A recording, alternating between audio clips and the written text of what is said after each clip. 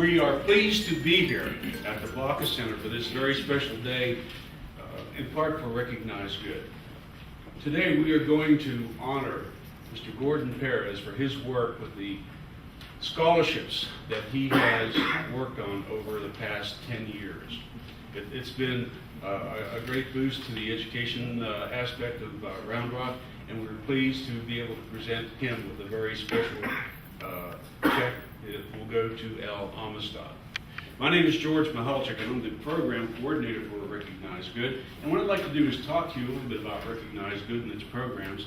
And then we have a speaker who's going to give us the background on Gordon Perez. We have some gifts that we need to present to him. And then Gordon will have the floor for any rebuttals that he needs to have. But a couple of VIPs. First off, we have Gordon Perez as our honoree. Tina Hernandez is our presenter, and Mr. David Caitlin, as I understand, is one of the original founders of Al Amistad Club here in Round Rock. So let me tell you a little bit about Recognize Good, how we got started, and what we're doing. We started Recognize Good in 2009. We launched it as a way for folks to say thanks for the good things they see in their everyday lives. And we found that some of these recognitions coming through our website at recognizegood.org were really, really superior. So in 2010, we started the Recognize Good Legends program. And of note, I wanted to direct your attention here. A couple of folks that we've recognized include Liz Burton Garcia with the Sacred Heart Community Clinic, Laura Arona with her work with Just Because Christmas, and another character here, Will Williams. Will is one of our legends, and he's about to become a member of Al Amistad. And then this is our class of 2014. So we've been at this for about 5 years, and it all started whenever the Tyrex Group, which is an Ethics in Business Award winner, and ADC Home and Commercial Services, another Ethics in Business Award winner, got together with the Samaritan Counseling Center to come up with the program that we call Recognize Good.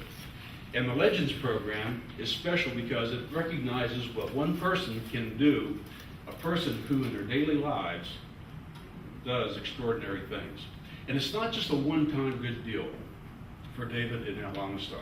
Throughout the year, we'll be working with David to develop a social network so that when we have our Say Thanks Austin campaign in January and February of next year, that if Gordon receives the most thank yous from around the world, then Al Amistad will get another $10,000 pay it forward donation. So we'll be working with Al Amistad to develop those networks. A couple of other avenues we have for recognition include the Ethics in Business and Community Awards.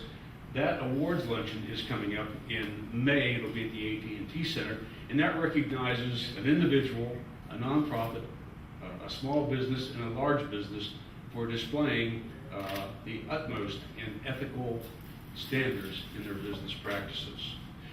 We also have Education in Youth, a program that will work with a lot of young people to talk to them about ethics and what they do in their daily lives. Ethics in their personal and their professional circles. And I think the next event is coming up in April of this year, and it'll be with Round Rock ISD. So that is Recognize Good in a nutshell, and the success we've had with the Say Thanks campaign has been phenomenal. First couple of years we had 4,500 votes. Last year we had 177,000 thank yous from around the world. So it's been growing for us, and we appreciate the support worldwide. What I'd like to do now is introduce Mr. David Carlin, who's going to give us some background on Gordon Perez. David?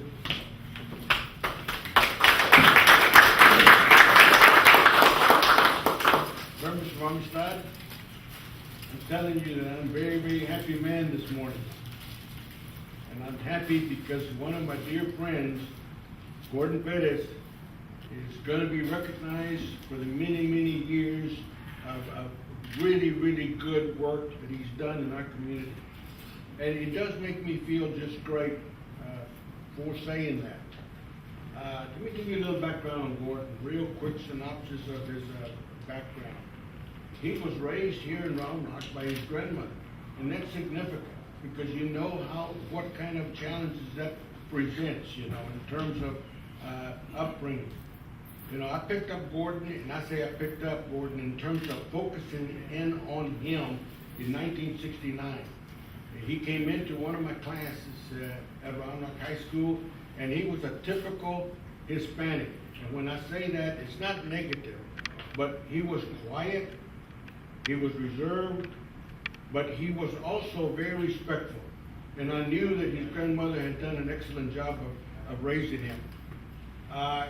Gordon graduated from Round Rock High School in 1971, and he went along with my brother Ruben to Central Texas College over in Killeen, Texas, you know, and he got his associate degree there at Central Texas College, and they both went to Texas State University, and 2 years later, he received his degree, undergraduate degree. He continued there and got his master's and in school administration. But the important thing is that in 1977, we see a change in Gordon. And the change is that he's focused in on his life work. He became a teacher in 1977 at Round Rock. And furthermore, at that time, 77 was the first time that he became president of El Amistad. And I say that it was a change in him because of the fact that every time I talked to Gordon in his professional career, he would always tell me, look, you know, many times I was in charge of assigning responsibilities for teachers and also for administrators at Round Rock High, and he would tell me, I want to be where the action is. And I would say, well, just what does that mean? And he says, I want to be where the students are that have problems. In other words, that they're dealing with poverty like I was one time. He says, I want to be with students that are having life problems. I want to be able to help them. And that's what he focused in. In 85, he became an assistant principal. And then in 85, became Del Valley principal. And principal at Del Valley. And again, it was a situation where someone asked him at central office, they saw a real leadership quality about him. They said, we'd like for you to consider going to Del Valley. And he says, well, he looked at the school, he says, well, it kind of fits. He went, and then in 1995, he came back to Round Rock High School and continued there. But again, his focus was with young people that had problems. And that's kind of been his life work in education. But I will tell you that his professional career does not really tell me who he really is. And the following will tell you who he really is. You know, just with this club, he's been president 9 times, more than anybody else in our club. He was president first time at age 24. In the last 10 years, he's been president 5 times. So that tells you a lot about who he is. Anytime that he felt that the club was faltering a little bit or maybe needing a little shot in the arm, he volunteered to pick it up. I tell you what, that is significant. Not only is he a member of our organization and has been president so many times, but for 20 years, he's been head of our scholarship committee. And it's easy for us, many of us, to go and help select those students. But it's difficult for someone like Gordon to actually coordinate the program and actually sort it out, set it up for the committee to actually have an easier time of selecting. Not only that, but once the selection is made, Gordon is responsible for actually disseminating the monies, the checks, whatever. That is a mouthful. You know, for the last 20 years, Gordon has been the voice of our volunteer veterans presentation over at Amistad. And that again is a coordinating effort, whatever. But listen to this. Gordon was one of the co-founders of NCC, and that is the Neighborhood Conference Committee. Now, what is that all about? That is about dealing with young people, the most difficult students in our schools, those that are having truancy problems, those that are having difficulty actually just going to school. And that conference committee is actually a county-wide effort, and what they do is that they actually try to get these students that are having truancy problems to actually come back and stay in school. That is a mouthful in itself, but he's been doing that for many, many, many years. He is the liaison between the county and the school district, and that's pretty darn good. Another thing is that he is a member of Life Steps. You know, and I'll be honest with you, I didn't know what Life Steps was. As close as I am to him, I didn't know. He flies underneath the radar. What is Life Steps? Life Steps is an organization that helps with the prevention, the counseling, the education of folks that are having problems with substance abuse. These are adults, these are teenagers, these are whatever. Anyone that falls into that category, that committee actually looks at it. Now, the important thing is, and he gave me the information, but I couldn't believe it, so I had to call him back. He says that he's been president of that organization for the last 12 years. I called him and I said, Gordon, 12 years, is that true? He says, yes. As a matter of fact, he says, I've lost count. But this is the kind of person that Gordon really is. He's committed to helping folks that have problems. And those jobs are really difficult to work with. They're not the glory type jobs. They're not the jobs that you get slapped on the back all the time, but really you have to be committed. So Gordon, in 1969, when I taught you, you were not, or you were the very typical Hispanic. Gordon, you're not the typical Hispanic now. No, I don't think so. No, you're not. You're not the typical Hispanic now. Again, to tell you what he stands for, he says, I want to be where I can help young people and adults that are having problems. And Gordon, let me tell you, you do that very well. I'm proud of you. Thank you.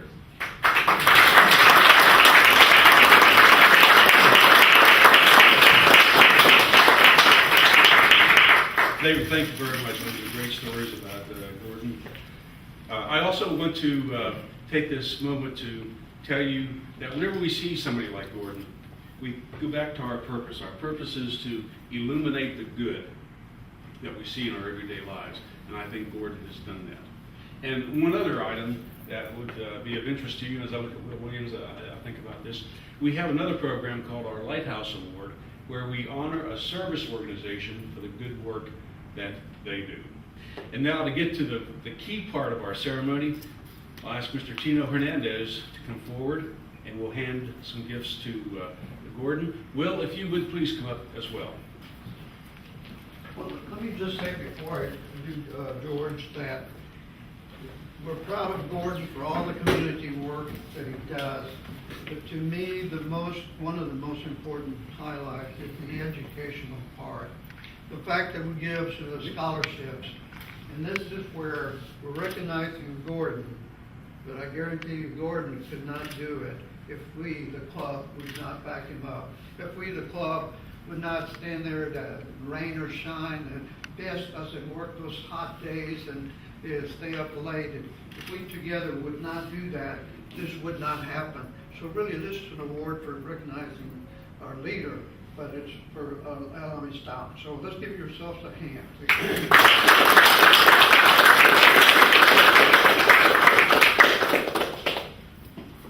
So, Gordon, if you would, come up. Will, if you would come up here. You stay down on the other side. First is the, Will, you just stand right here. I'll hand this to you, you can hand them to, it's the soup mug and the gift card.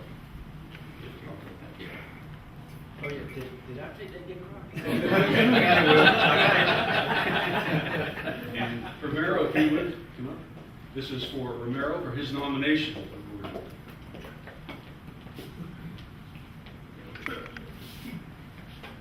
Okay, this is the book of good deeds. It has Gordon's picture and some background information about recognized good in today's ceremony.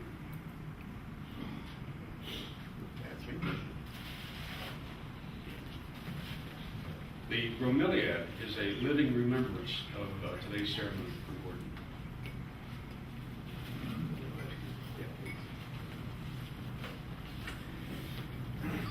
And you know what that's like. Oh, yeah. That's the fun part. Did y'all see that part?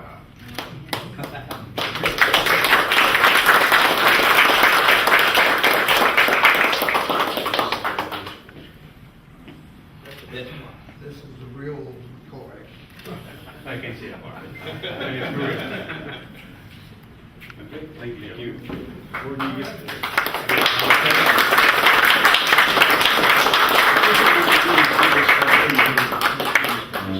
David, if you'd come up, please.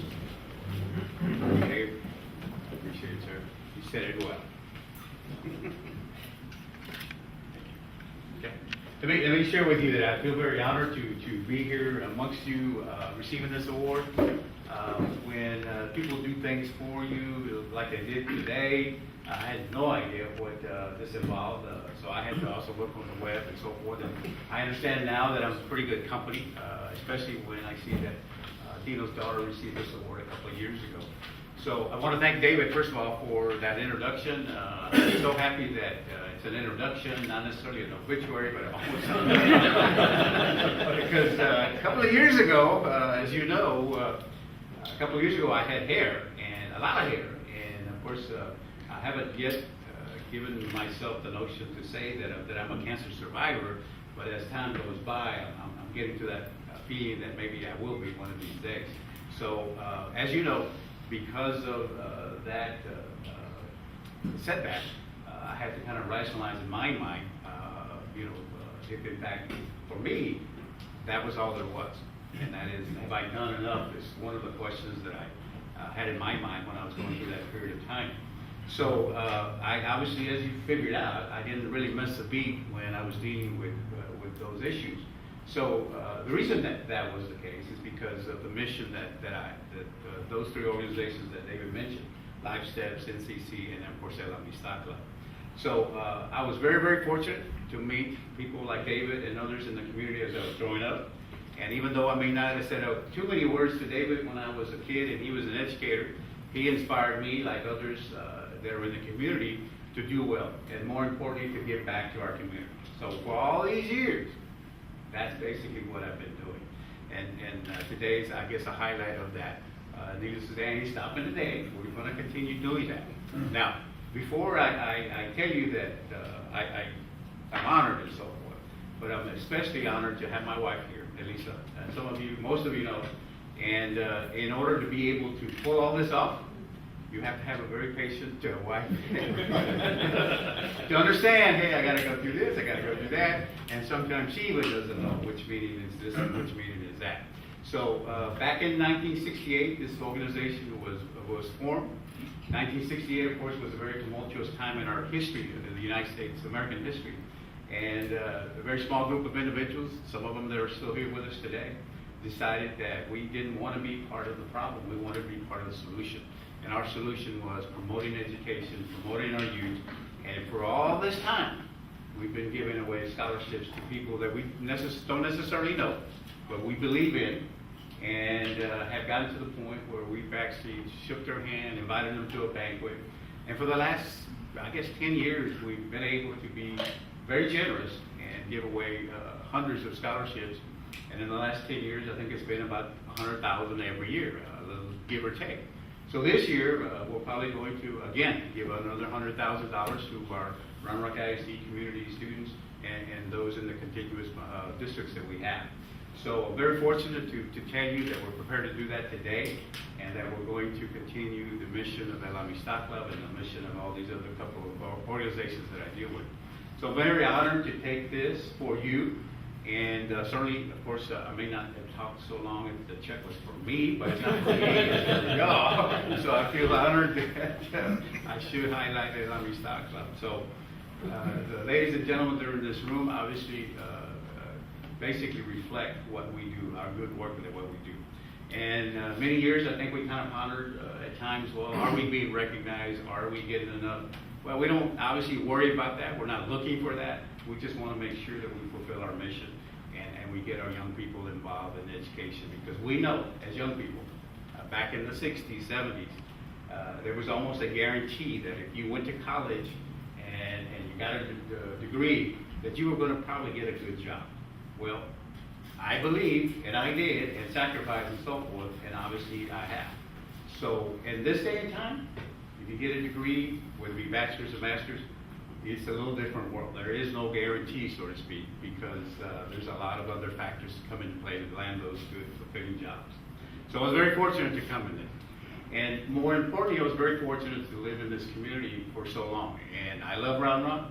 I actually have gone back and currently live in the house that I was raised in as a little boy back in the 60s and the 70s with my grandmother. So I've kind of come full circle. And that part of the ride is because of the generosity of Amistad Club. In 1978, I believe it was the first time I became president of Amistad Club. And it was probably the hardest challenge that I had in my life. But I learned so much as an individual regarding leadership and so forth that obviously I took it to other opportunities that I had throughout my life. So I want to thank Amistad Club for that. Back when I was a pup, 24 or some odd years old, thought I knew everything, and you graciously told me, sure you know everything, just follow us. And